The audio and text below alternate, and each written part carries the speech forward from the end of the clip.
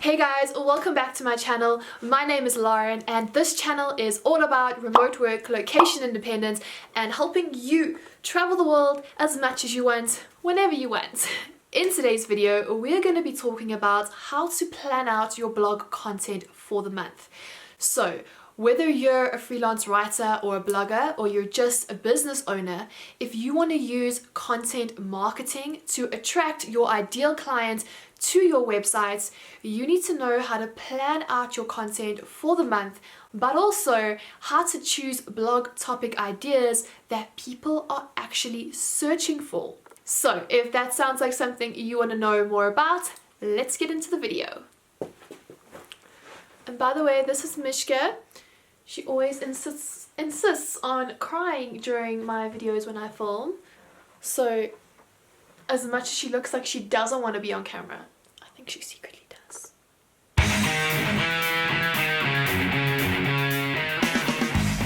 Okay, so the first step in planning out your blog content for the month has to do with finding ideas. So I'm going to walk you through 3 different techniques that I use to find blog topic ideas for my blog posts. So step number 1 is Pinterest. So Pinterest is amazing because it is a visual search engine, but it also has a lot of juicy keywords which you can use to see what is trending on Pinterest and what people are actually searching for. So there are 2 ways to do this. First, Pinterest has just recently started rolling out a new feature called Pinterest Trends. I think it is only available for like US audiences. So if you have a VPN like I do, you can put that on and then you'll have access to that trending tabby thing that they're busy rolling out. It's still in beta at the moment, but it is really cool because what you do is you type in a word or a phrase and then it shows you this graph and you can see how that word or phrase is either increasing or decreasing in search volume on Pinterest.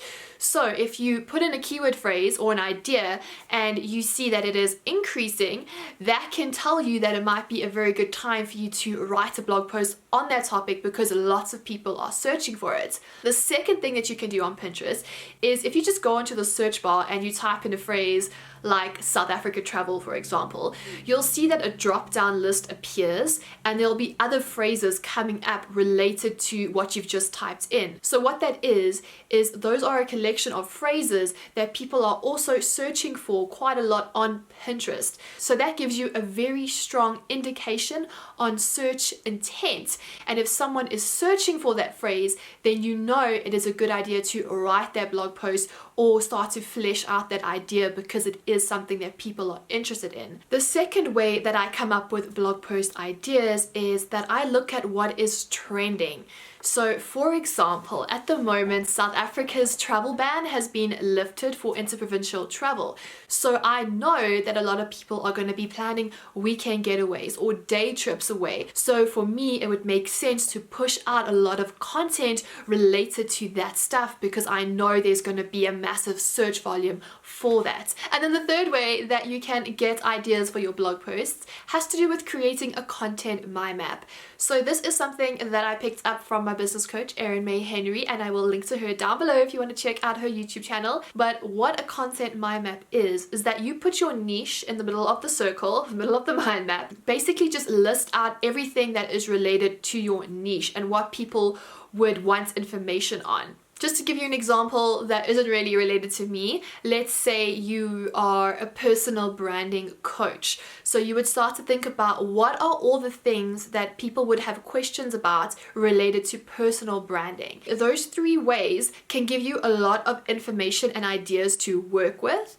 And once you've got a good couple of ideas, then we can move on to step number 2, which is all about keyword research. My absolutely number 1 favorite tool that I really recommend, and I think it is absolutely worth all the $17, is key search. It is going to make your life so much easier in finding keywords that people are actually searching for, but also are low competition and high search volume, because that is the sweet spot. That is what you are looking for, especially if you are a new blogger and your DA which is your domain authority, score is quite low. You really need to be looking for keywords where you can rank and get onto that first page of Google. Okay, so how it works with key search is that you type in your proposed keyword idea, and then it's going to give you a list of keywords on the left hand side that is related to what you do, and then it's going to score what you just typed into the search bar. So what you're looking for is usually keywords in the green,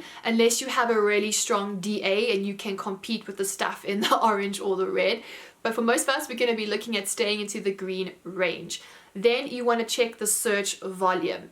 So you want to make sure that you're choosing a keyword that enough people are searching for. So for example, it's not going to be the best idea to target a keyword that has about 10 searches per month. You want to look for something a little bit more juicier, but still has that low competition. And then going back to that right side of the key search screen, you're going to see a list of other keywords that are related to what you've just searched for. And then you can either choose another main keyword from that list if the one that you have originally typed in is just super competitive. But also what you want to do is that you want to collect as many of those other keywords and put them into a group and essentially use them as your secondary keywords for your blog post, because you don't just want one keyword that you are targeting with your blog post. The more related keywords, these are also called LSI or semantic keywords, that you have on your blog post, the stronger it is going to perform in search. Okay, so once you have found your ideas and you've done your keyword research, it's now time to use Asana. So if you've been here for a while, you will know that I do love Asana, and I have a whole video dedicated, which you can watch over here, to how I use it in my business. But it really is my favorite project planning tool for freelancers. So back to Asana. Okay, so what I have on Asana is that I have an entire project dedicated to my blog post workflow. And inside this workflow is where I keep my running list of content ideas. And then I also have created this little checklist that I include in every single card for a blog post idea. And that just helps me keep track of where I am with the blog post and also not to forget any important steps. So once I've done all this keyword research, I then add those keywords into my Asana card for that blog post idea. And then what I do at the end of the month when I am planning for the month ahead is that I go through my blog post ideas and I choose the top 4 ideas that I want to write about for that month. And then once I've chosen those 4 ideas, I then schedule them out. And once I've done that, I start working on step number 4, which is all about creating my blog post. So how I go about creating the content for my blog is pretty easy. I either write my content directly into WordPress or onto Grammarly, and I use my keyword research as a guideline. So I will look and see what keywords have come up, and I will use those keywords in my H2 and my H3 headings.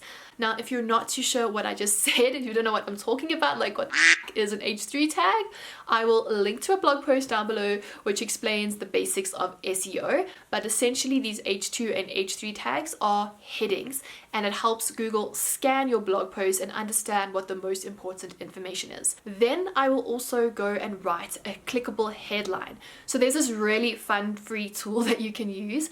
It was created by CoSchedule, and they have this headline analyzer. And what this tool does is it tells you how intriguing or enticing a blog post title is to a person. Because the more clickable your headline is, the more that people are going to actually click on your blog post and actually read your content. And after I've done that, I then start my whole writing process. So I go in, write my entire blog post. I then go back and add in my main keyword as well as my secondary keywords. And I try to fit as many secondary keywords as I can, naturally, of course, because we are not trying to keyword stuff here. Otherwise, Google is going to hate us and not rank our blog posts. And then once that is all done, I then schedule that post to go out for its due dates. And that is my 4-step process on how I plan out my blog content for the month in my business. And if you want to learn a bit more about how I actually go about writing these blog posts from beginning to end, make sure that you turn on those bell notifications and subscribe, because that is what we're going to be talking about in next week's video. And in the meantime, if you are curious and you want to learn a bit more about how to become a professional freelance writer, or you want to learn a bit more about my Sunday routine and how I plan for the week ahead in my business, make sure that you check out these two videos right over here. Anyways guys, thank you so much for watching this video. I hope that you found it useful, and I will check you in the next one. Cheers!